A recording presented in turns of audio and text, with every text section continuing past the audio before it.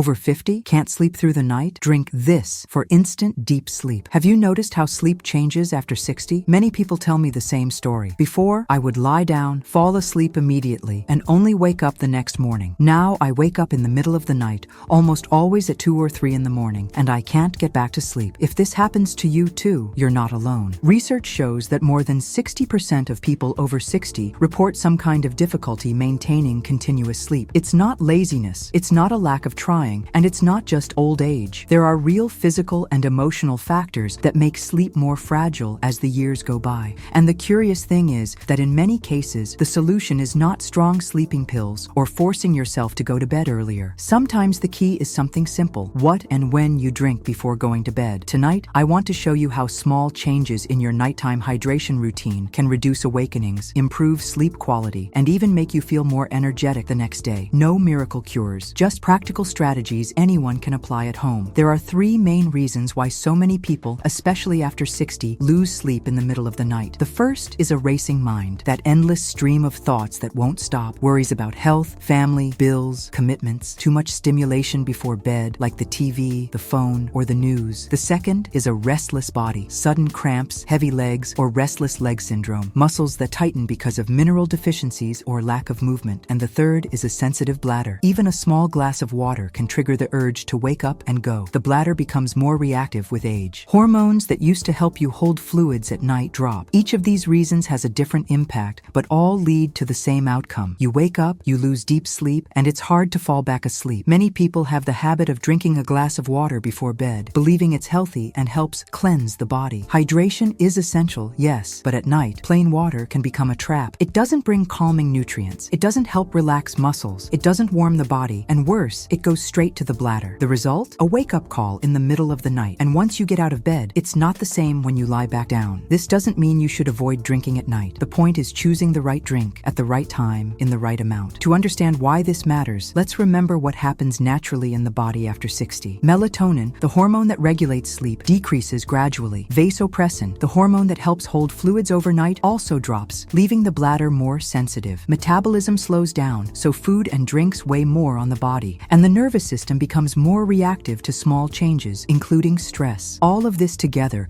explains why before you could drink water freely and sleep through the night, and today you can't. Imagine Lucia, 67. She always took care of her health, walked every day, and ate balanced meals. But a few years ago, she began waking up at 2 in the morning, like clockwork. She tried drinking less water at night, but still woke up. She even thought it might be a serious health problem. One day she swapped her usual water for a warm cup of plant milk with a touch of cinnamon. The result? She slept until 6 without waking up once. It wasn't magic, it was an adjustment. The right drink calmed her body without overloading her bladder. So the problem is not drinking at night. The problem is drinking only plain water or choosing liquids that don't help your natural process of rest. If instead you choose gentle, nourishing drinks in small amounts, you can train your body to relax and stay asleep longer. If your mind doesn't switch off, the solution is not to drink a lot, but to choose something calming and ritualized. Chamomile, lemon balm, mulungu, or passionflower are excellent options. The secret is not just the herb, but the ritual. Boil water, turn off the heat, add the herb, wait a few minutes, let it cool to a warm and comfortable temperature, then sip slowly while breathing in the rhythm of 4, 7, 8. Inhale for 4 seconds, hold for 7, exhale for 8. This delivers calming compounds and teaches your brain through breath that it's time to relax. John, 72, always said his mind wouldn't shut off until 2 in the morning. When he started having a warm cup of lemon balm tea with guided breathing, he noticed he was falling asleep almost 30 minutes earlier. His sleep quality improved. Other variations also work. Passionflower tea for those who like fruity flavors, lavender tea for those who enjoy gentle aromas, or a mix of chamomile and fennel, which is calming and helps digestion. Small adjustments in taste make the ritual more enjoyable and increase the chance you'll stick to it. If your body is restless, if awakenings come from cramps or leg discomfort, often the issue is lack of minerals. Instead of cold water, use light, warm hydration with natural electrolytes, warm diluted coconut water, unsweetened warm cocoa, or even warm water with a pinch of sea salt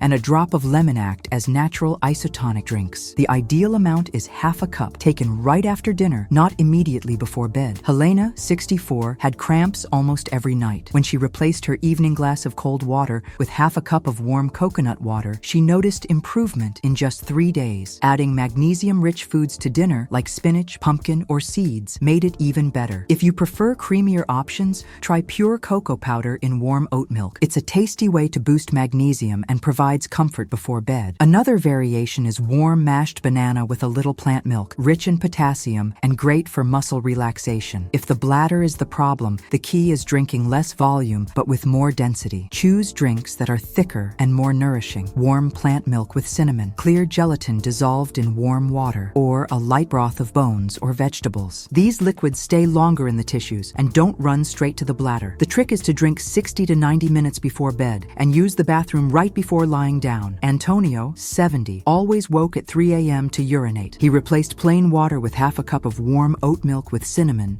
taken an hour before bed. He woke less often and even felt more satisfied, with less hunger in the morning. For those who don't consume animal products, there are options like vegetable gelatin from agar-agar or a light oat porridge, which soothes the stomach and adds fiber for satiety. The important thing is that the drink is thick enough not to pass straight through the bladder. To sum up, a racing mind calls for calming infusions. A restless body calls for light electrolytes. A sensitive bladder calls for dense, nourishing drinks. The best approach is to test each path separately for a few days to see what works best for you. Instead of trying everything at once, do a simple 7-day experiment. On days 1 and 2, follow the calm mind path. Choose a tea and combine it with breathing. On days 3 and 4, test the relaxed body path. Half a cup of warm diluted coconut water or another option. On days 5 to 7, try the calm bladder path, warm plant milk or light gelatin. Each day, write down 2 things: how many times you woke up and how you felt in the morning. At the end of the week, you'll have your personal map showing what works best for you. Beyond the drink, some simple habits boost your results. Avoid screens at least 30 minutes before bed. Dim the lights at home in the evening. Keep your last meal light. Keep the bedroom cool. Move your body during the day. Walks or stretching make a difference. The drink is part of a set of signals that tell your body it's time to switch off. Many nighttime habits sabotage sleep without us realizing. Coffee after 5 p.m. can stay in your system until late at night. Alcohol at dinner makes you drowsy at first, but fragments your sleep later. Long naps in the afternoon can push back your internal clock. Even the temperature of your shower matters. Very cold showers before bed can activate instead of calm the body. Adjusting these details along with the right drink multiplies the benefits. And here's an important note. If you have diabetes, avoid sweetened versions. If you suffer from hypertension or heart failure, be careful with drinks containing salt. If you have kidney disease, limit potassium. Pregnant women and people on controlled medications should check with their doctor before using herbs like mulungu or passionflower. This content is educational and does not replace professional guidance. After 60, it's common to think that poor sleep is just part of aging, but it doesn't have to be. What your body really needs at this stage is care, attention, and smart choices. Replacing a cold glass of water with a warm, nourishing drink suited to your needs may seem like a small detail, but for many, that small detail changes everything. Quality sleep brings benefits far beyond rest. It improves memory, helps control blood pressure, strengthens the immune system, and even regulates appetite. A good night's sleep can be as important as a balanced diet and exercise. When you sleep well, you wake up with more energy, more patience, and more motivation to enjoy the day. So my invitation is simple. Try one of these paths this week. Share which one you chose and what changed in your sleep. Your experience might be exactly what someone else needs to finally have a full night's rest. And if this content made sense to you, share it with someone who is also struggling with nighttime awakenings. Together, we can create a community of people who learn how to sleep better again, night after night.